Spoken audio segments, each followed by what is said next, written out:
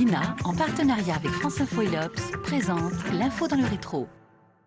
Vive la France!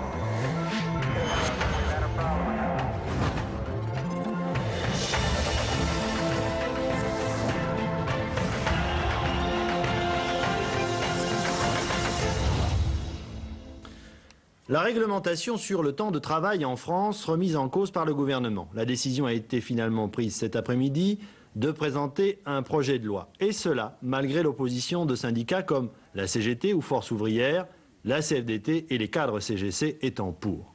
C'est une décision éminemment politique qui s'attaque à un des acquis sociaux les plus importants. Jean-Pierre Métivet. Très heureux de vous retrouver pour un nouveau numéro de l'info dans le rétro. Non, nous ne sommes pas en 1985, mais bien en 2016.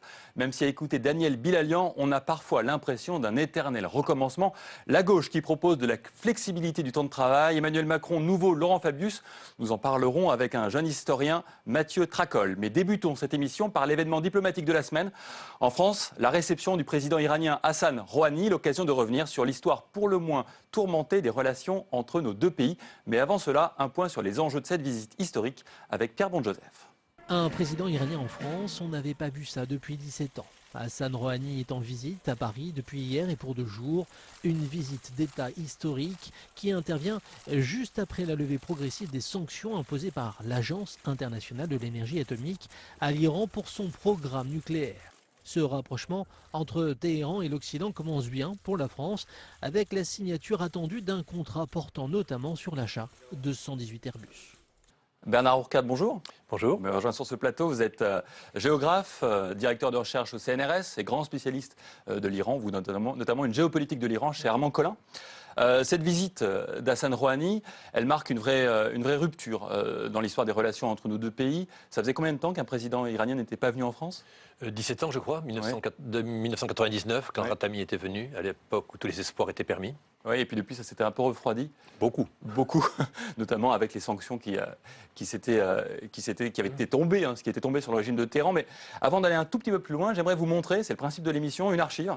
Parce qu'on parle aujourd'hui des contrats, on a parlé d'Airbus, il y a des tas de contrats qui ont été signés cette semaine. Mais ce n'est pas tout à fait nouveau que ce marché iranien juteux, immense, nous intéresse au plus haut point, notamment pour nos entreprises. Je vous ramène en 1974, le 23 décembre, le journal de 20 h sur la 2e chaîne de télévision.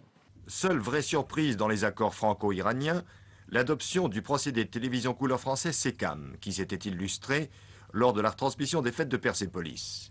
Surprise parce que le procédé allemand PAL semblait avoir la préférence. Dans tous les autres domaines, les accords de Téhéran ratifient des négociations en cours depuis de nombreux mois, voire des années. Comme on pouvait s'y attendre, le marché ouvert à la France par l'Iran touche les biens d'équipement lourds, par exemple les méthaniers et autres transporteurs de gaz liquéfiés. Pour mettre en route son plan colossal de développement, l'Iran achète donc à la France des industries lourdes, sidérurgie, pétrochimie, énergie et même une chaîne de montage automobile. Pour l'énergie, l'Iran commande à la France 2 centrales nucléaires d'une puissance globale de 5000 MW, soit l'équivalent de 5 gros réacteurs. L'ensemble de ces accords représente beaucoup de milliards, beaucoup de commandes, beaucoup d'emplois, et ce pour une durée de 5 ans, 5 années pendant lesquelles l'Iran fera largement appel aux techniques françaises en matière de transport urbain et de transport ferroviaire. Donc hier, des turbotrains, aujourd'hui des Airbus. Alors, il faut quand même faire œuvre un peu de pédagogie dans cette émission. Ce n'est pas du tout le même régime politique. À Téhéran, à ce moment-là, peut-être on peut dresser un tableau quand même de ce qu'est l'Iran à l'époque. Effectivement, l'Iran à l'époque, c'est après le boom pétrolier. L'Iran se retrouve à la tête de millions de dollars à l'époque. Les milliards n'existaient pas. Les pétrodollars. Les pétrodollars. Et donc, la possibilité, dans la suite de la révolution blanche du Shah des années 60, réforme agraire et grandes réformes de société, l'Iran donc était en plein développement, en pleine expansion économique et cherchait des partenaires de tous les côtés. Et alors, ce marché, il s'ouvre seulement à ce moment-là pour la France, ou ça fait déjà quelques années que le Shah se rend en France, ou en tout cas cherche à nouer des relations économiques avec notre pays? Économique, non. C'est les premières, c'est les vraies, c'est celles-là. L'Iran a eu des relations culturelles avec la France depuis toujours, très peu de relations politiques. Et là, les contrats de 1974 sont assez extraordinaires. Et en écoutant en voyant ces images, je me dis, aucune de ces réalisations n'a eu lieu. Oui. Le train n'a pas eu lieu, le métro de Téhéran n'a pas été fait, les centrales nucléaires n'ont jamais été réalisées. Le Rodi, c'est une sale histoire, mais l'uranium n'a jamais été livré. Le métro de Téhéran n'a pas été fait, il y a eu des contentieux, donc des contentieux surtout. Parce qu'en 1974, les choses ont été lancées, la révolution iranienne est arrivée 5 ans plus tard, c'est très tôt, mais surtout, et c'est l'un des gros problèmes des relations franco-iraniennes, la politique n'a pas suivi.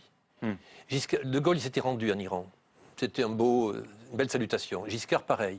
Mais ensuite, il n'y a pas eu le travail de base, le travail de labour profond pour tisser des relations fortes, ce que font les Allemands, par exemple. Et donc aujourd'hui, je me rends compte des magnifiques contrats qui ont été signés. Tant mieux, bravo, c'est nécessaire, c'est un préalable. Mais maintenant, au boulot. Faire de la politique. On n'a pas fait, donc il y a une leçon peut-être à tirer des années 70.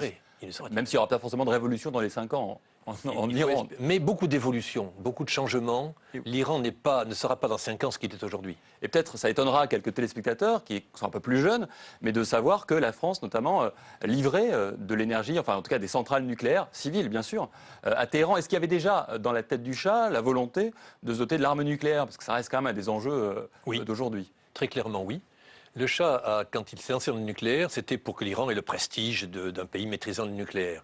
Il a commencé à savoir, est-ce que vous voulez une bombe, dit l'ingénieur qui dirigeait cela, M. Akbar et Temad, ou Majesté, vous voulez uniquement du civil. Il a dit, je veux du civil, et il a dit, vous avez raison, parce qu'il faut un peu de temps avant de pouvoir choisir, effectivement. Et donc le Shah est parti dans cette direction du civil, en disant, dans 20 ans, on verra. C'était en 1974, 20 ans plus tard, c'est 1984, et en 1984, dans la guerre Irak-Iran, M. Rafsanjani, président de l'époque, a décidé de voir si on ne pourrait pas, en Iran, relancer l'idée d'avoir éventuellement une arme atomique. Les provisions du Shah ont été respectées à la lettre. Oui, parce qu'en plus, dans la guerre Iran-Irak, les Iraniens se sont rendus compte qu'ils ne pouvaient compter que sur eux-mêmes et que manifestement, le régime était quand même en danger. Et le fait d'avoir une arme atomique était une perspective sur le long terme. Il fallait tout reconstruire, avoir une industrie nucléaire civile, pour avoir des ingénieurs spécialisés avant de pouvoir accéder à cela. Mais tout ça pour dire que l'histoire bégaye un petit peu. Et ce qu'on voit en 1974, c'est extraordinaire, mais ça n'a pas été réalisé. Et donc le challenge aujourd'hui, le défi, c'est de faire en sorte qu'aujourd'hui, ça soit réalisé. Mais peut-être dans cette relation à tisser à nouveau avec l'Iran, il y a un précédent quand même très curieux, puisque vous parliez de l'amitié entre la France et l'Iran du Shah. Pour autant, à l'automne 1978, un bien étonnant invité de marque est en France, c'est l'ayatollah Khomeini. Et j'aimerais vous montrer ce reportage qui date du 2 novembre 1978 sur TF1. C'est peut-être, et du moins en partie ici, dans ce village à 35 km de Paris, que se joue l'avenir immédiat de l'Iran. L'ayatollah Khomeini, qui se trouvait avant en Irak, a en effet élu domicile en France, à la limite de 2 villages, Naufle-le-Château et Jouarre-Pontchartrain. Pour les habitants de cette rue de Chevreuse, le spectacle est permanent dans la rue, avec les allées et venues incessantes des fidèles de l'ayatollah, mais aussi des émissaires venus de Téhéran. Les Iraniens sont le plus discrets possible, vivant entre eux, mais observant au cœur de l'Île-de-France leurs rites, leurs traditions, leurs prières, sous l'œil, il faut l'avouer, assez indifférent des villageois. Quant aux fidèles de l'ayatollah, ils tranchent curieusement tels des apparitions dans un décor assez différent de celui dans lequel ils ont l'habitude d'évoluer. Bon, moi je connais bien cette région, c'est un peu hallucinant, un petit village comme ça. Comment est-ce que l'ayatollah Khomeini, qui vient d'être chassé d'Irak, se retrouve en exil en France, alors que la France est alliée du Shah d'Iran? Fortement. Il voulait aller en Algérie. Et l'Algérie n'a pas voulu. À Koweït, Koweït n'a pas voulu. Or, on pouvait venir en France sans visa à l'époque. Un citoyen iranien avec un passeport pouvait venir en France. Ça veut dire, il a profité de l'amitié entre les deux pays. Absolument, des bonnes relations. Et c'est Bani Sadr, qui était un des amis de l'ayatollah Khomeini, qui lui a dit, vous pouvez venir à Paris, il n'y a pas de problème, logez chez moi. Et donc, il a logé le premier soir chez Bani Sadr, qui avait un petit appartement près de Cachan. Et donc, c'est pas possible de recevoir tous dans un HLM.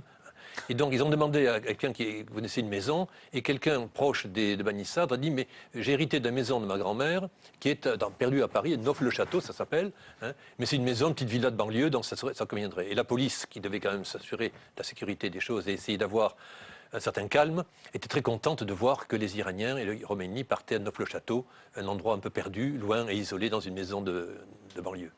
Et alors, on ne voit pas sur les images Khomeini. Est-ce que il y a des images avec lui à Naufle? Oui, absolument. Oui, d'accord. D'interviews, etc. D'interviews. Parce que là, parmi les personnes qu'on voit, les silhouettes, il y a peut-être celle de quelqu'un qu'on connaît bien, puisque Hassan Rouhani faisait partie de ces dizaines de militants qui venaient un peu prendre le pouls, prendre aussi peut-être des ordres pour la révolution à venir. Oui, pour aider. Khomeini avait une bonne popularité. Il était inconnu en Iran. pour 99% des gens, oui. Mais dans le milieu religieux, il était bien connu. Et son réseau de militants contestataires religieux avait un bon écho parmi les jeunes mollahs. Donc, des gens comme Rouhani, comme Ratami, comme l'ancien président, comme Ramenei, le guide actuel, Rafsanjani. Donc toute la génération actuelle, elle a défilé à Neaufle-le-Château. Oui, exactement. Ils avaient 35 ans à l'époque. C'était des jeunes militants révolutionnaires islamiques qui espéraient un Iran moderne, un islam du XXIe siècle, etc. Et donc, quand Khomeini est arrivé là, on voyait que les choses avançaient. Il ne pouvait pas aller en Irak. L'Irak était très fermé. Saddam Hussein veillait au grain. Et alors, en France, on pouvait y venir sans problème. Donc tous sont venus à Neaufle-le-Château pour voir enfin Khomeini de près et voir ce qu'on pouvait faire, comment ça s'organisait. Et ce qui est vraiment, moi, qui m'a surpris en préparant cette émission, c'est de voir à quel point l'ayatollah Khomeini était très bien apprécié par les intellectuels français qui voyaient en lui une forme de sagesse, un nouveau Gandhi avec sa grande barbe. Il avait d'ailleurs un peu un double discours, si j'ai bien compris, Khomeini plutôt malin, c'est-à-dire qu'il avait un discours révolutionnaire assez violent quand il parlait à ses coreligionnaires, aux Iraniens qui passaient, et puis il avait un discours très apaisant, spirituel, quand il parlait aux médias français. Il ne faut pas le dire, mais son traducteur, Sader Robzadeh, qui a été d'ailleurs fusillé par Khomeini après, est un traducteur libre. Et donc, Khomeini disait quelque chose et lui l'adaptait au public français, dit-on. Mais c'est certain qu'il ne faut pas se leurrer. La révolution iranienne a été faite par des intellectuels de gauche. C'était des libéraux qui voulaient la liberté en Iran et reprochaient au Shah non pas de ne pas être assez occidentalisé, mais de ne pas être assez occidentalisé, de ne pas vraiment ouvrir la démocratie. Disant l'Iran s'ouvre au point de vue économique, mais la modernité, c'est aussi la démocratie. Mais parce que Khomeini portait un discours aussi, depuis la France, un discours de démocrate. Absolument. Il disait, je veux une république. Le pouvoir ne doit pas être au despote, le pouvoir doit appartenir au peuple. Et donc, il avait un discours de républicain, si vous voulez, tout en disant, il faut quand même que les religieux aient leur mot à dire, ce qui était le cas d'ailleurs avant, à l'époque du Shah, et donc il y ait une espèce de tutorat du guide qui puisse dire, non, ça c'est pas bon, ça c'est bon. C'est très intéressant parce que Rouhani, il y a quelques jours, interviewé par des journalistes français, précisément faisait la même chose, à savoir il expliquait, nous sommes la seule république de la région, le seul pays où les gens votent autant, les femmes votent, et donc c'est un peu le même argument finalement à 30 ans d'écart. Exactement, mais Khomeini, 40 ans d'écart. 40 ans d'écart presque. Mais Khomeini disait, je veux un islam moderne, sortez de vos mosquées, de vieilles femmes qui font leurs prières 5 fois par jour, allez dans la rue, l'islam est une des religions modernes, pourquoi est-ce qu'il y a des ingénieurs catholiques et des curés qui sont ingénieurs, il n'y a pas un seul mollah ingénieur, c'est pas normal, vivons au XXIe siècle. Derrière, ensuite, évidemment, toute une tradition religieuse sur le tchador des femmes, sur... Et puis aussi sur les candidats aux élections. Oui, c'est pas absolument ouvert. N'importe qui ne peut pas se présenter. Au début, oui. Au début, tout était ouvert. C'était la révolution. Très rapidement, le contrôle est venu. Et les religieux, à cause de la guerre Irak-Iran, quand vous avez une guerre... Entre 80 et 88. 88, la plus longue du XXe siècle. Quand vous avez une guerre, tout le monde est obligé de se ranger derrière le chef de l'État. Et donc, le chef d'État étant Khomeini, la guerre est arrivée et tout le monde a dû obéir pendant 8 ans. Et donc, le pouvoir clérical s'est installé à ce moment-là. Revenons à Neaufle-le-Château, parce que certains quand même s'inquiètent de ce discours de l'ayatollah. Derrière les sourires et les grandes barbes et la spiritualité et les prières, il y a tout de même un discours révolutionnaire qui vise tout de même à renverser un allié de la France. On l'a vu dans la première archive qu'on a passée ensemble, un allié y compris économique avec des enjeux importants. On ne sait pas ce que deviendra l'Iran si Khomeini prend le pouvoir. Et justement, on interroge le président Valéry Giscard d'Estaing à ce sujet. C'est un jeune journaliste qui l'interroge, qui est Patrick Poivre d'Arvor. On est lors d'une conférence de presse donc de Giscard, le 27 novembre 1978. Président, est-ce que la liberté de parole dont bénéficie l'ayatollah Khomeini sur le territoire français équivaut de la part du gouvernement à une neutralité bienveillante à son égard, ou est-ce que le gouvernement soutient toujours le régime du Shah d'Iran? Le gouvernement n'a pas à intervenir dans les affaires intérieures de l'Iran. La position constante de la France, c'est que la France a des rapports avec des États, avec des gouvernements, et qu'elle n'intervient pas dans les débats intérieurs. En ce qui concerne l'ayatollah Khomeini, il est venu en France dans des conditions régulières et il s'est installé comme non pas un réfugié politique dont il n'avait pas le statut, mais comme un étranger en résidence en France. Il lui a été indiqué à 2 reprises, il y a plusieurs semaines et plus récemment, que le sol de la France n'était pas un territoire d'où pouvaient être lancés des appels à des actions de violence. Bon, il n'a pas l'air très à l'aise, le président Giscard. Tout à fait.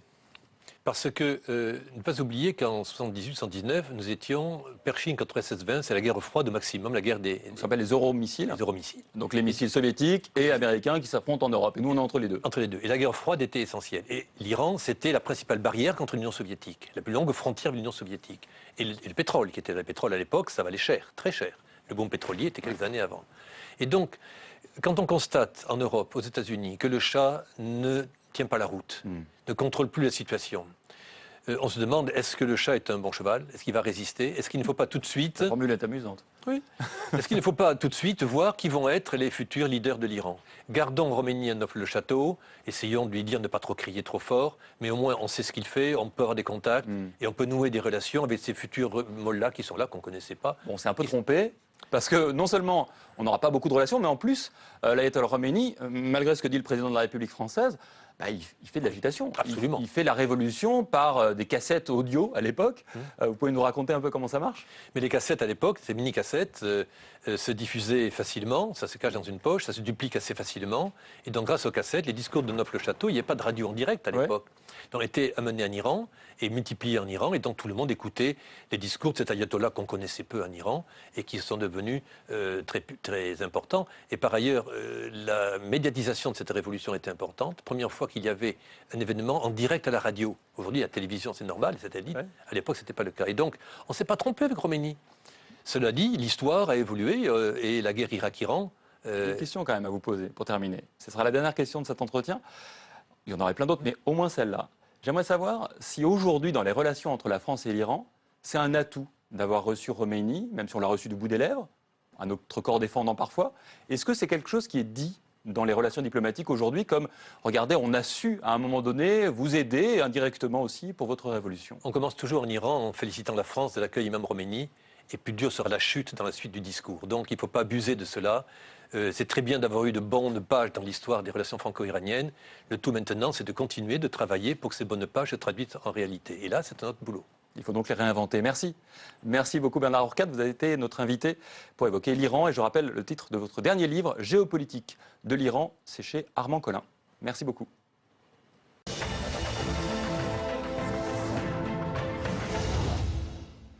À Davos, Emmanuel Macron a relancé le débat sur les 35 heures.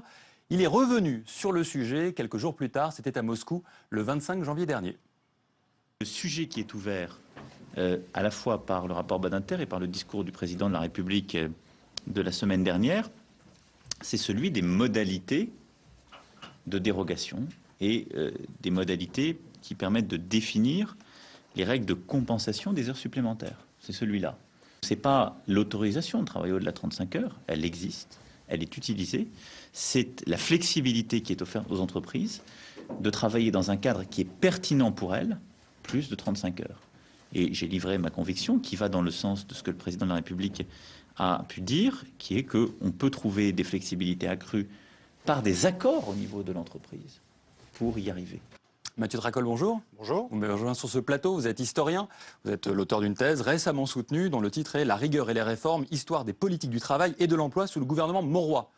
Si je vous ai invité, c'est parce que ça me fait un peu penser à une autre période historique. On dit toujours que tout est nouveau en histoire, enfin pas en histoire, dans l'actualité, que tout est historique. Pourtant, je crois que vous avez déjà entendu ce genre de propos, vous avez déjà entendu ce genre de raisonnement bien avant Emmanuel Macron, même s'il était déjà né à l'époque. Effectivement, c'est un thème qu'on entend dans les années 80 de manière très très fréquente. Pas vraiment dans la bouche des ministres socialistes en priorité à cette époque-là, plutôt du côté du patronat ou des partis de droite parlementaires, il faut bien le dire. Qu'on soit clair, le thème, c'est augmenter le temps de travail. Pas exactement. Le thème, là, ce dont le ministre de l'économie est en train de parler, c'est la possibilité pour les entreprises de s'aménager des possibilités particulières pour organiser le temps de travail au sein de l'entreprise. Alors là, ce qui est intéressant, c'est qu'Emmanuel Macron met l'accent sur les accords d'entreprise. Il y a 3 grands niveaux dans la négociation sociale en France, et puis il y a eu partout ailleurs. Il y a le niveau interprofessionnel, les grandes négociations qui ont lieu partout, qui ont lieu au niveau national avec les chefs du patronat, les chefs des syndicats, enfin les leaders syndicaux. Il y a le niveau de la branche, le métier, et puis il y a le niveau de l'entreprise. Traditionnellement, le niveau de la branche est le niveau privilégié en France, et avec aussi un peu le niveau interprofessionnel. Là, ce que propose Emmanuel Macron, c'est que finalement, la négociation d'entreprise passe devant. Alors ça, pour le coup, on n'entendait pas trop ça chez les socialistes dans les années 80. Oui, quoique, parce que j'aimerais vous montrer une archive. On est, alors, dans le JT, journal télévisé de 20h d'Antenne 2, le 15 novembre 1985, et vous allez voir qu'il y a des termes, notamment la flexibilité, qu'on a déjà entendus à l'époque. La réglementation sur le temps de travail en France remise en cause par le gouvernement. La décision a été finalement prise cet après-midi de présenter un projet de loi. Et cela, malgré l'opposition de syndicats comme la CGT ou Force ouvrière, la CFDT et les cadres CGC étant pour. C'est une décision éminemment politique qui s'attaque à un des acquis sociaux les plus importants. Jean-Pierre Métivet. Le projet de loi autorise à négocier dans les branches professionnelles des accords qui modifient le Code du travail sur 2 points principaux. Premièrement, la modulation des horaires. Actuellement, la durée légale de la semaine de travail est de 39 heures. Au-delà, l'entreprise doit payer des heures supplémentaires. Désormais, en fonction de ses commandes, une entreprise pourra tourner par exemple 6 mois à 37 heures et 6 mois à 41 heures, sans heures supplémentaires. Mais une condition, la durée moyenne est ramenée de 39 à 38 heures. Des dérogations permettent même d'aller plus loin, avec des semaines de 36 à 42 heures, voire de 30 à 48 heures, à condition que la moyenne soit inférieure à 38 heures. Deuxième point, une entreprise qui fait face à un surcroît d'activité peut remplacer les heures supplémentaires par un repos compensateur avec l'accord des salariés. Enfin, le travail du dimanche, désormais c'est non. Laurent Fabius a supprimé cet article dans le projet de loi. Voilà, donc on se croirait aujourd'hui en 1985. Alors effectivement, j'ai bien noté que là on parle de branches. Et ça change tout. Et ça change tout. Alors qu'est-ce que ça change et qu'est-ce que ça dit aussi d'une forme d'évolution peut-être des socialistes français? Alors ça change tout parce que tout simplement le niveau de la branche est un niveau où on a des négociateurs syndicaux et des négociateurs patronaux qui sont rodés, qui sont professionnels, entre guillemets, où il peut y avoir un rapport de force relativement équilibré. Le niveau de la branche est un niveau où les gens savent négocier de manière tout à fait Même si on a vu qu'il y a des syndicats très à gauche, la CGT et FO, qui ne souhaitent pas cet aménagement en 1985. Alors, c'est pas parce qu'on peut négocier que tout le monde est d'accord. Par définition, le paysage social français est un paysage assez fragmenté, avec des positions différentes. Négocier au niveau de l'entreprise, c'est très différent. Pourquoi? Parce que les syndicats français sont faibles au niveau de l'entreprise. Et c'est encore plus vrai aujourd'hui en 2016 qu'en 1985. Il y a peu d'adhérents. Il est difficile d'être militant syndical dans une entreprise, d'être délégué syndical. Donc le rapport de force est totalement différent. Et c'est ce qu'on reproche aussi beaucoup aujourd'hui à cette échelle de négociation qui serait l'entreprise. J'aimerais vous montrer cette archive qui date du 8 décembre 1985, donc peu de temps après l'annonce de cette loi de flexibilité. Question préalable. Vote public à répétition. Entre le PC et le gouvernement, cette fois-ci, c'est la guerre. Nous sommes aujourd'hui dimanche, nous sommes prêts, nous, à siéger, à se battre pendant les fêtes. Nous avons été élus pour défendre les travailleurs. C'est très important. Il faut savoir que ça serait une attaque historique sans précédent. Une attaque contre les droits des travailleurs si cette loi était votée, précise M. Lajoigny, l'air plutôt fatigué. Réponse, Michel Delebarre, non moins fatigué, mais il ne cédera pas d'un pouce. Pour ma part, au nom du gouvernement, nous avons tracé la voie, nous affirmons très calmement quels sont les objectifs de ce pays, faire en sorte que nous travaillions plus collectivement, que nous puissions travailler mieux, faire en sorte que ce projet de loi contribue à la création d'emplois et contribue aussi à une meilleure maîtrise de leur vie au travail pour les hommes et les femmes de ce pays. Là encore, concordance des temps, là encore, même débat interne à la gauche, on n'en sortira jamais. Je ne sais pas, l'historien n'est pas un devin, mais ce qui est sûr, c'est qu'en période préélectorale, et on est déjà en période préélectorale, c'est dans l'intérêt de beaucoup de gens de cliver, de recréer du clivage politique en s'appuyant sur des éléments qui sont ici très forts. Là, c'est ce qu'a fait le Parti communiste. On était quelques mois avant les élections législatives de 1986. Il s'agissait de se démarquer. Alors, sans être forcément devin, on peut peut-être tirer des leçons, puisque en 85, ça ne devait pas porter chance à la gauche, qui avait bien sûr perdu les élections en mars 86, amenant à la première cohabitation. Donc peut-être c'est un pari un peu risqué pour la gauche, en tout cas si on s'en fie vraiment au passé. Alors, il y a toujours un problème qui est d'incarner une forme de modernité. C'était la même volonté entre 84-85 et puis aujourd'hui. Il y a la volonté de se démarquer de ce qui est conçu comme un logiciel ancien de la gauche et donc aussi de jouer un peu les iconoclastes. Emmanuel Macron est tout à fait là-dedans. J'aimerais vous montrer juste pour terminer cette une de l'Obs dans notre collection, dans notre partenaire Nouvelle Obs qui nous envoie des unes. Là, vous voyez, les patrons contre Jospin. Donc c'était au début des négociations sur les 35 heures, pas question. Donc là, l'iconoclasme, il peut aussi être dans le progressisme, il n'est pas nécessairement dans aller chercher des idées à droite. Merci beaucoup, Mathieu Tracol, d'avoir été mon invité pour cette émission. Merci à vous.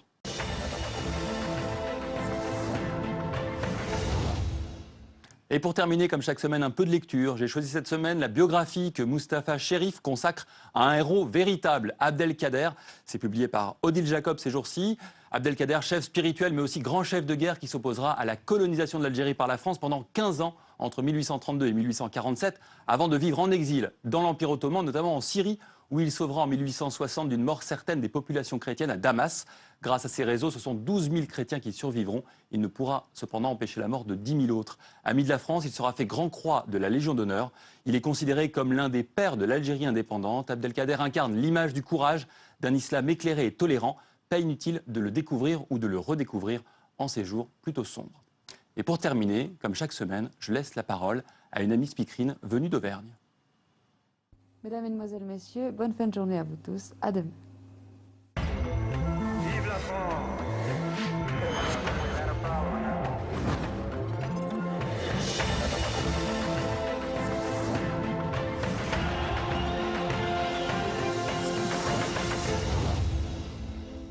Public Sénat et l'INA, en partenariat avec France Info et l'Obs, vous ont présenté l'info dans le rétro.